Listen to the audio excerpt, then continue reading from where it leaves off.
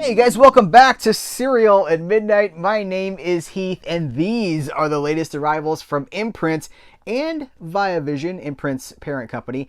We've got multiple box sets here featuring Harvey Keitel. We've got the Persuaders on Blu-ray and the missing piece of the Avengers puzzle. So we're going to be talking about all of this over the course of this video. Before I go any further, I want to let you guys know that Imprint has officially announced their Tales of Adventure Collection 4, which is going to collect serials. You know I love serials, and I can now tell you that I contributed a commentary to King of the Rocket Men, a serial that I love. I've covered it here on the channel. I think it was about 4 years ago. Infrequently, I do a Serials at Midnight segment. And it talked about King of the Rocket Men and how awesome it is. I am going to be on that release doing a commentary for King of the Rocket Men. So I'll keep you guys posted, but I wanted to let you know here, right at the start of this episode. Listen, we've covered every single Imprint release to date, right here at Serial at Midnight. I don't know who else can say that, so I'm really proud of that coverage, and I'm grateful to be working with Imprint to talk to you guys about these releases. So thanks to Imprint for sending these over. Let's dig in. I will tell you this, I took the Avengers out of the shrink wrap because I had to do my investigation on this to find out what all it includes. But the rest of this stuff, all I did was take the shrink wrap off, and I haven't even looked at it yet because I want, for some of these, I think discovering them together is really important rather than me talking at you. If we can do it together, I just feel like that's very inclusive. That's a good thing, right? So let's check out the Harvey Keitel. This is Film Focus Harvey Keitel. You know, Imprint does these spotlighted collections on a particular actor or particular talent. They'll do a director sometimes. I love these focused collections. Somebody said one time, I'm not going to buy that because it's not complete. Could you imagine okay, for instance, Harvey Keitel, what a complete Harvey Keitel Blu-ray box set would look like? And it would have to be from multiple companies. It would have to have the involvement of Warner Brothers and Sony and Paramount all working together for this one thing. Come on, that's just not even realistic. So the things that collectors say continue to it doesn't even blow my mind anymore. I'm just like, oh, collectors, what are you doing? Let's take this off right here. Let me get that little piece of glue off. That's a nice shot. All right, let's check out the other side of it. I don't think I showed that side of the box. Okay, lid off, contents out. Set the box. Is that showing up? I'm gonna put this little card inside here. Okay. Oh, let's kick it off with the book, because these books are. I love that Imprint is including books in some of these collections because I love printed materials, and it's the full Keitel right there. Bad Lieutenant by Sean Burns. Are these going to go movie by movie? Yes, I'm guessing they are. So anyway, this is just going to be a mix of essays and photos from the films. Put that right there. Bad Lieutenant. This has got a ton of stuff here. Now, somebody's going to say, yeah, but Bad Lieutenant didn't it get a 4K from another company, from Kino Lorber? But this is for Australia, guys. And more and more I have to point out to the loud, angry Americans, this is for Australia. If you want it, if you choose to import it, that's up to you. And if you're complaining about the cost of importing, remember that other countries are paying that cost for everything that America releases that they choose to import. So importing is just kind of expensive no matter where you're at. And for all those people that are importing Vinegar Syndrome titles and Severin titles and even Kino Lorber titles, there's a hefty cost associated with that. So more and more I have to remind you, these are for Australians. The Young Americans, No Honor, No Respect, No Remorse. This is, I don't know that I've ever seen this movie. Obviously, I've seen Bad Lieutenant. I think I've seen most of these, but I don't think I've seen The Young Americans. London is not only losing her soul to the Americans, she's selling it. Wow. Look at all of these features here. And I'm specifically not going to read all this stuff to you because you can read for yourself. More and more, I just want you to know about the release, to get a good visual, to give it an ocular pat down, to quote Always Sunny in Philadelphia. Abel Ferrara's Dangerous Game. All right. I do know this movie. Turbulence, Redemption, Hollywood. Harvey Keitel, Madonna, James Russo. Remember when Madonna was in a lot of movies? Dick Tracy, obviously. Desperately Seeking Susan. This has got a nice complement of features as well.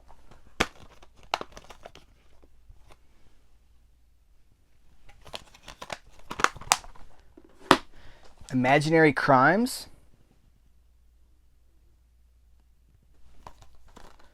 Oh, wow.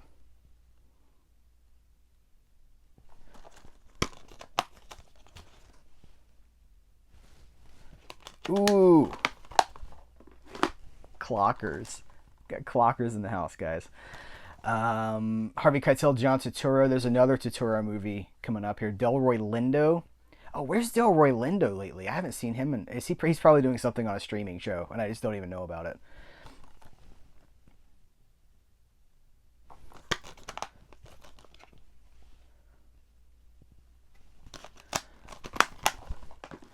And then another movie I don't think I've seen. Holy Smoke, a film by Jane Campion. With Kate Winslet, Harvey Keitel and Kate Winslet. What do we have here? Oh, audio commentary by Alexander Helen Nicholas. Audio commentary by Anna Campion and actress Kate Winslet. Nice. Reprogramming the Deprogrammer, Harvey Keitel and Jane. This sounds like it's a video essay. Yeah, okay. Lots and lots of stuff for this film.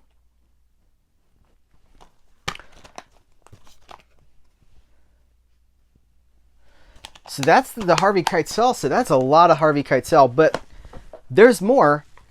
And I think that's interesting that this has been given. This is it's two films, Smoke and Blue in the Face, that are from the same director, and they could have included him, I guess, in the Keitel set, but because these are two films from the same director, it got its own smaller set. So two movies, two packages here. Let me give you the tour. Let's take this off. So I remember Smoke. It's like, this is reductive, but it's like barbershop and a smoke shop, like a day in the life of a smoke shop where people come and go, and you find out the lives of the people, that sort of a thing. But I don't think I've ever seen Blue in the Face. I was doing a little research about this, and so hang on. Put that right there. Smoke is the film, right? So they make the film Smoke, and this is loaded with stuff. Tons of new interviews. Oh, tons of new interviews. Okay, here's the cover. Look at all that stuff. Freeze that. Do what you got to do. Let me look at the cast on this. Let's see. It's a film by Wayne Wang. Both of these films are directed by Wayne Wang. Let's see. William Hurt, Harvey Keitel, Stockard Channing, Forrest Whitaker. Wow. They make this movie, and then because you have all these fine actors in this movie, they were doing a lot of improv. And so they finish Smoke, and they're like, you know what? Let's do another movie just with you guys improvising. And so there's no script for Blue in the Face. It's just these actors who know their characters, right? Improvising these 10-minute long scenes. And I read on the internet, which is never wrong, that the director would not interrupt them. He would not direct them, but he would hold up pieces of paper that said like boring or keep going or whatever on it. And that's how he directed this movie. So it was just in like 2 days. And they were chasing that Roger Corman thing. We're like, okay, we have the sets, we have the actors, we got 2 days, let's make another movie. So that's what this is. I think it's crazy, but also really admirable. Victor Argo, Giancarlo Esposito, Michael J. Fox, Jim Jarmusch, Harvey Keitel, Lou Reed, Roseanne, Mira Sorvino, Lily Tomlin, Malik Yoba. What do we have here? We have an audio commentary with the director, with the producers, with Harvey Keitel. We've got new interviews, multiple new interviews. I just think that's cool.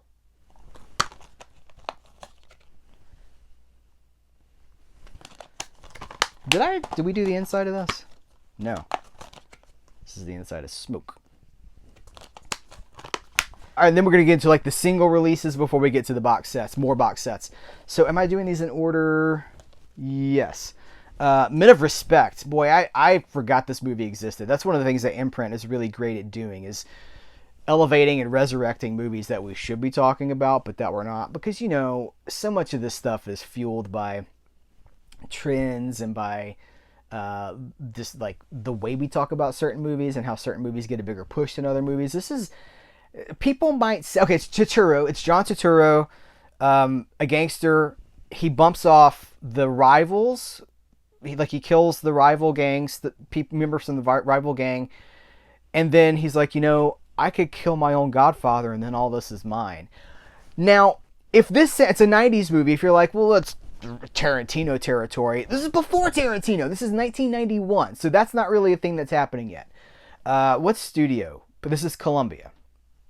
So this is a Sony film. That's endlessly interesting to me. John Turturro, Catherine Borowitz, Dennis Farina, Peter Boyle, and Rod Steiger. Incredible cast. There are no features for this one.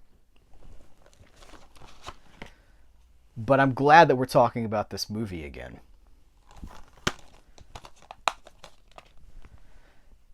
Earlier, when I was talking about Turturro, I was thinking about how he's done so many comedic roles. My fear with people always come in with the low stuff. They always come in with the comedies or whatever. I really hope that people don't just know Turturro from like Adam Sandler movies and stuff. I hope that people know him from his really good, important movies. 8mm. Nicolas Cage. We are living in the age of Cage, of course. This is another one of those that when this came out, was it 98? 99. I was close. When this came out, I was afraid to see this because I was like, the whole idea is like there's this 8mm movie. It's like a snuff film. This girl gets murdered. It's like, then he starts to trace the path of the murder. He's like, what is the film real? Because snuff films are supposed to be real, right? Like, is the film real? Is the girl real? Like, what's real here? And the trailer, like, I don't know. I was young, right? So, you know, it just really disturbed me, and we're so much darker than this now. But this movie always, like, when I think about it, there's always a little bit of like ooh, that's a really hardcore movie. What do we got here? I can barely read it on this background. Oh, Joel Schumacher. So we've got an audio commentary by the director and producer Joel Schumacher, the making of, and then an interview with Schumacher. Keep your eyes peeled to Cereal at Midnight, because I've got something coming up very soon, probably within the next few days, related to something in Schumacher's oeuvre that people aren't talking about, and they should be talking about it, and I think it's gonna blow your mind. I hope it blows your mind. Schumacher, sort of a workman director who definitely had some authorial tendencies, but we're just not talking. We talk about The Lost Boys. Yeah, that's about it. Like, Schumacher had such an interesting career. The Juror. Here's another one. Man, this was my era of cinema when I was just sucking all this stuff up. Like, Alec Baldwin, to me more. Come on. This is sort of a thriller that just has fallen off the radar. 1996. No features on this one either. But they're getting these movies back into the conversation. Struggling single mother Annie Laird's assignment to jury duty becomes a nightmarish ordeal. Isn't every jury duty a nightmarish ordeal? When she's targeted by the mob and threatened to help a guilty man go free. I talk about this all the time, right? Where are the movies for grown-ups that don't have, like, a slasher in them or what? Like, where are the movies for grown-ups? This entire wave is essentially movies for grown-ups. Where? And don't say, well, you know, there's that 10-episode streaming series. No, where are the feature films that are made for adults that don't have fantastical elements and, you know, invaders from Beelzebub or whatever? Come on, man. That's why I love doing this coverage, because I get to talk about movies that we should be talking about. Gandolfini, guys. Are we too far from The Sopranos that people don't remember who Gandolfini is? Surely that's not true, right? But I do worry. It's another thing I worry about too, is like, as we embark further and further into IP land, that people are like, I've heard of The Sopranos. I've heard it's good. I guess I should watch that at some point. I hope that people are digging into the good stuff that already exists. All right, let's talk about the Persuaders. I got a lot to say about this. I love this series. It's Roger Moore, who, grant, it's not one of my favorite Bonds, okay? I like Roger Moore. I like Roger Moore more outside of Bond than I like his Bond work. And Tony Curtis, who you guys know I'm a huge Tony Curtis fan. I've read both his books, and he wrote 2 autobiographies. And then he also wrote a book about Some Like It Hot, which I have that, and I've read that too. But just like, this is such an interesting period. I think it's 71. When this 1970 to 1971. This show was commissioned by Lou Grade, who in the 1960s in Britain, like you think about all those cool British TV shows like The Avengers and speaking of Roger Moore, The Saint. I believe he's behind The Prisoner as well. Like all these interesting, The Avengers, did I say The Avengers? All these interesting shows from the 1960s that we associate with like peak British TV at the time. That's Lou Grade. And this was really the tail end of his reign. And this show, so you've got the British guy, you've got the American guy, and they just go like have adventures and solve problems. Like they don't work for the police. They're not private detectives necessarily. They're just kind of like British. Well, they're not even British. It's just like adventure men. They're like, let's go do, like sticking their nose in places it doesn't belong and just setting right what once was wrong. That sort of a thing. But it's a lot of fun. And Tony Curtis, from what I understand, was really in an interesting place at the time. So his stardom, I love Tony Curtis. So he's a contract player at Universal in the 50s. Later in the 50s, he starts to become a bigger deal. By the 60s, he's a star. Some Like It Hot, he's a star. One of the biggest stars of the 60s. And then all these movies throughout the 60s. By the 70s, things are starting to settle down a little bit. And he takes this TV show job, and he just seems to have loved it. I heard he was in an altered state of consciousness for a lot of the filming of this. I think he himself has said that. It's just fun. It's just fun. The music was composed by John Barry. The theme song was composed by John Barry, who you guys know from James Bond. And if you know Sherlock, was it BBC? Did Sherlock, was that BBC? It was, right? Or was it ITV? No, it was BBC, right? Anyway, that's like, that song, the Sherlock theme, I'm like, that's the Persuaders theme. You've stolen the Persuaders theme. So we could call it homage, we could call it theft, we could call it whatever you want to, but the Sherlock theme is just the Persuaders. It's such a great piece of music. And the opening credits for this thing, it's like 2 minutes long. And there's like a 5-minute cut of the opening music too. There's like an extended version. It's good stuff. Terry Nation is heavily involved in this series. Terry Nation, of course, the creator of the Daleks for Doctor Who. Exterminate! You go back to the 60s. Terry Nation created the Daleks. He's an executive producer on the show, had a heavy hand in this show. And then also Blake Seven, if you know Blake Seven, that's Terry Nation as well. So a lot of pedigree in the Persuaders. But it was only from 1970 to 1971, and then it rides off into the sunset. So I have this series on a couple of US DVD sets. One of them sucks. One of them is just horrible. One of them is better.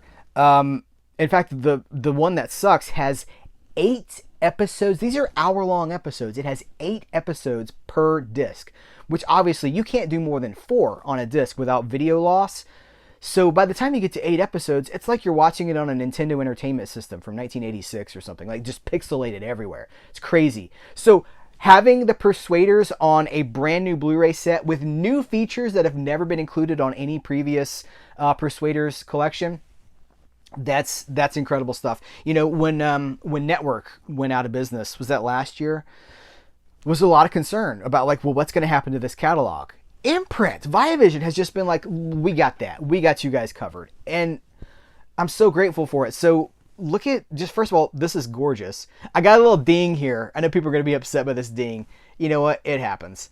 And it's on the box. So as long as my discs are okay, look at all of this. Now, there's no way that I'm going to be able to read all that to you. Let me get as close as I can.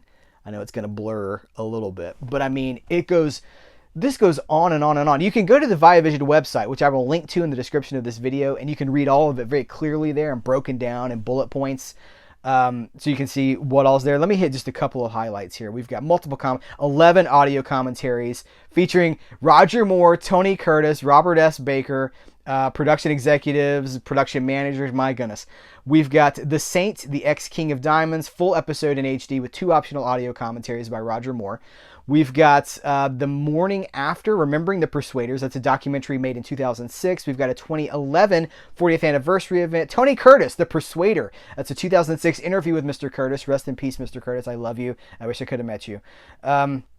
If I ever meet Jamie Lee, I'm just going to talk about her dad, which that's what he would want. He would just want people to talk about him. She talks about how he loved being famous. She's like, he would go places and people would be like, Tony, and he'd be like, hi, how you doing? How you doing? He loved it. He loved being famous. Bonus disc, the original 1970s presentation of 4 feature films, a 120-page perfect bound booklet. We're going to look at that in just a second.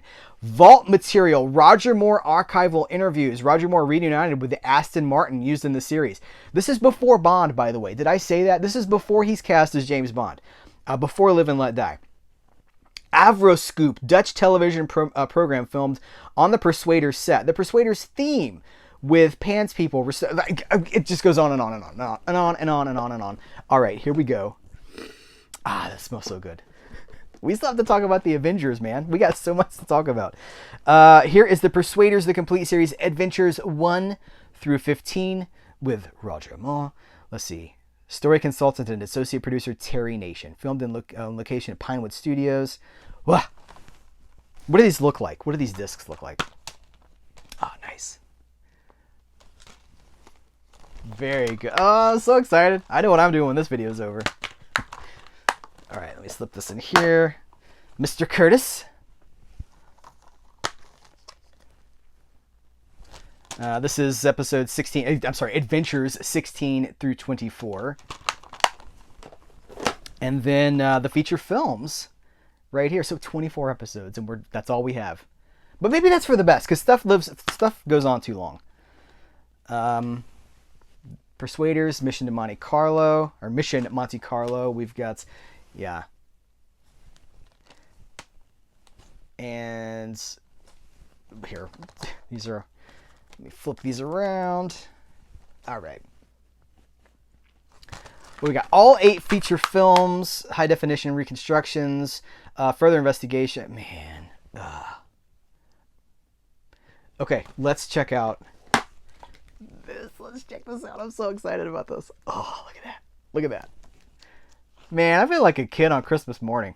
And somebody said that, well, I covered one of these in a previous Imprint video. They're like, you really lit up when you started talking about, hey, there's a whole write-up on Lou Grade. Hello. Don't know what that was. Shaken, not stirred. How you doing? You can't hide excitement. So we're going to get into the episode guide here in a second. I'm on page, well, they don't have page numbers, but this is still setting up, just the basic information about what the series is. Haven't even gotten to the episode guide yet. Okay, so that's just that. Then ITC press information, the story behind the Persuaders from its producers. Tony Curtis plays it. Roger Moore plays drama, comedy, scripts, and Terry Nation. All right, story information, the Persuaders. That's like halfway through the book when we finally get to the episode breakdowns and everything. Man, I remember this scene. Okay, what? If it seems like it's fun, it's just fun, just sort of globe-trotting fun. And if memory serves, I believe this series was not an immediate success in the UK. I think it was more successful in other areas. So I'm so glad that in Australia, I think it's specifically, which is always interesting to me when these British shows, well, it was not just British, it was a joint collaboration, but that Australia has become the caretaker of so many of these British shows. All right, this is the missing piece of the puzzle here. Hold on, let me clear some of this stuff out of the way so I can do. Can you guys see? Okay, you can see these. The Avengers, the Terra King. We got the Avengers, the M Appeal. All right, I'll just get them down here. These are the Imprint's TV collections 3 and 4. You know, that's Space 1999, which is also really great. and also from Imprint. Okay, here we go.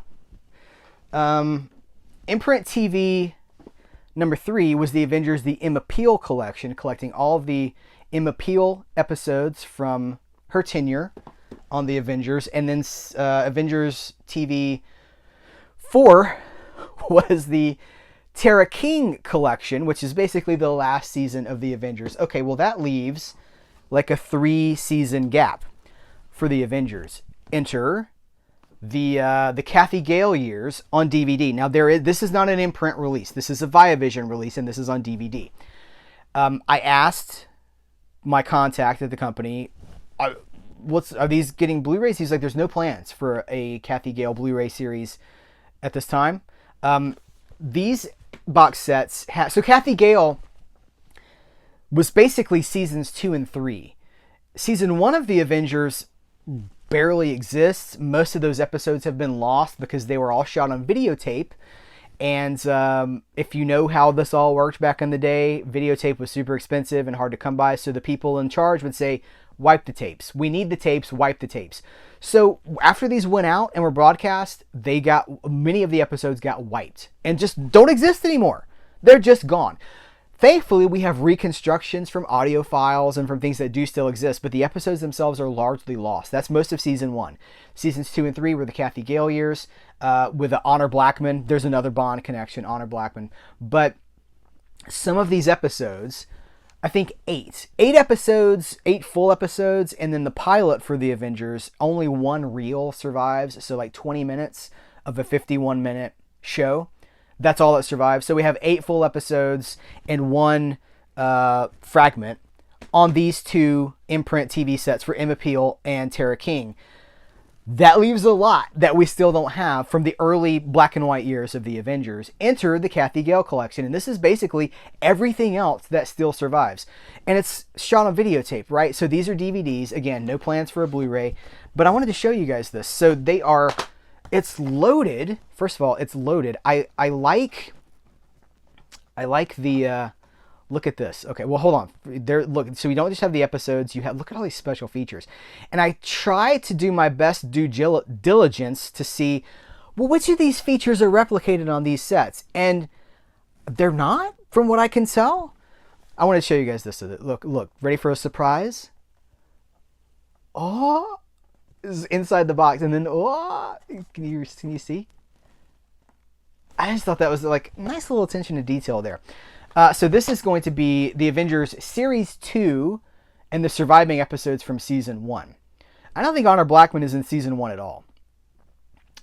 Listen, the 9-disc set includes all 26 remastered episodes from the second series. There's 7 seasons of the Avengers. So this is all of the episodes from Season 2 or Series 2. Remastered and including a comprehensive collection of special features, plus every surviving episode from Series 1 where Steed is paired with Dr. David Keel. Okay, so you have those episodes from Season 1 and then all of Season 2.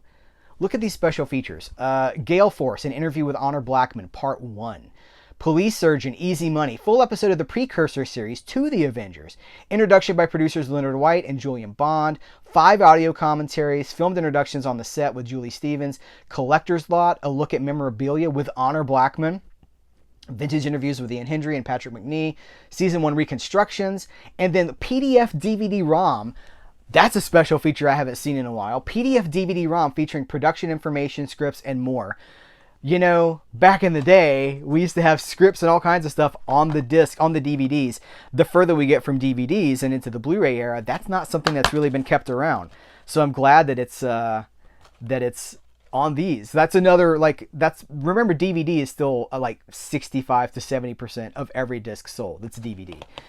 And that's one of the reasons why, because it had the largest adoption. It was the most versatile format at the time. Here's the inside art wrap with all these. I know you probably can't read that, but I wanted to show it to you.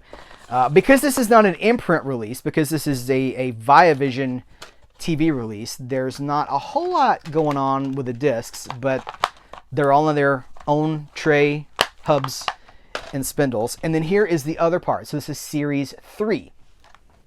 The 7-disc set includes all 26 remastered episodes from the third series, including a comprehensive collection of special features. So here's the first box. Here's the second. This is the backs of both of them, is what I'm trying to tell you. Listen to this, man. This collection is 23 hours and 40 minutes. So 24 minutes of Avengers on this volume and 22 hours and 32 minutes here. That's like 2 straight days of Avengers. And we only had 8 episodes of these previously on these Blu-rays as bonus features. The special features continue. The Honor Blackman Gale Force interview continues. Avenging the Avengers documentary plus extended interviews. I don't think that's on the Blu-rays. Audio commentaries, filmed introductions, newsreel footage, Armchair Theater, The Importance of Being Earnest, starring Patrick Macnee, Act 3 only.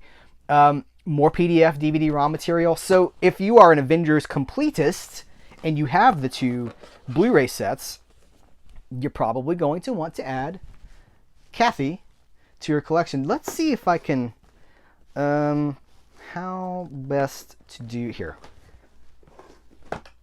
Will go on my shelf like this. That's probably what we're going to do. That's nice.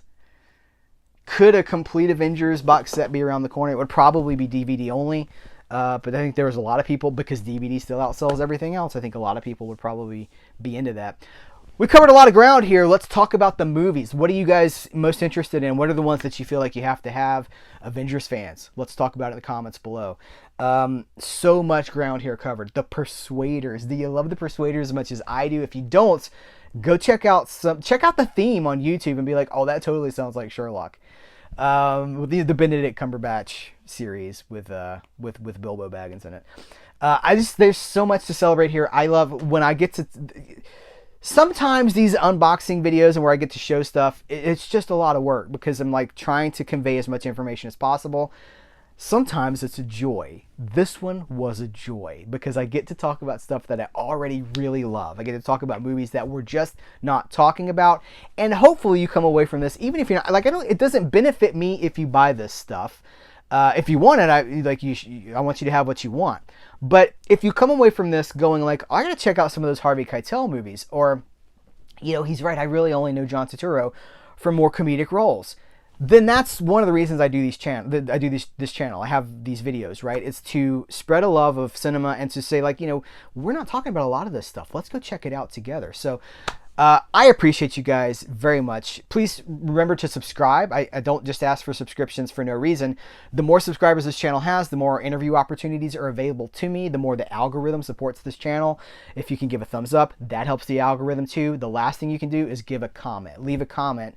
That's the trifecta, right? And if you want to go even further, you can become a member of this channel. You get exclusive videos roughly once a week. You get a peek behind the scenes, and you are supporting an independent creator who's not shilling for the mainstream, who's off the beaten path, doing something that he deeply believes in, that you connect with.